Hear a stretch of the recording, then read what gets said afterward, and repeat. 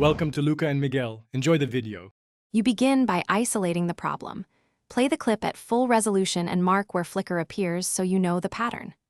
Once done, duplicate the clip and make a compound clip to protect the original. This gives you safe experimentation. Then open the color inspector and show the waveform and histogram to observe exposure spikes and color variance. These visuals tell you whether flicker is exposure, shutter, or color-related, which guides the corrective method you'll apply next. Now you tackle correction. Start with color wheels or color curves to smooth exposure. Reduce peaks by small increments like 0, 1 to 0, 5 stops because subtlety prevents pumping.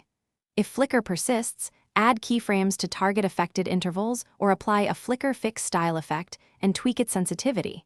Make sure to compare the adjusted clip to adjacent frames. Use match color or sample highlights and shadows manually. Since matching tone and chroma across frames, finish by rendering a short, high-quality portion. Use ProRes or a high bitrate H, 264 preset, and watch full screen to confirm removal of flicker. If you notice banding or residual strobe, apply a very subtle temporal blur or add dithering at 1 to 2% to conceal artifacts. This sacrifices almost no sharpness, but reduces visible steps. Finally, export a test file and view it on different monitors and phones to verify consistency. If flicker returns, revisit the waveform, refine keyframes, and repeat.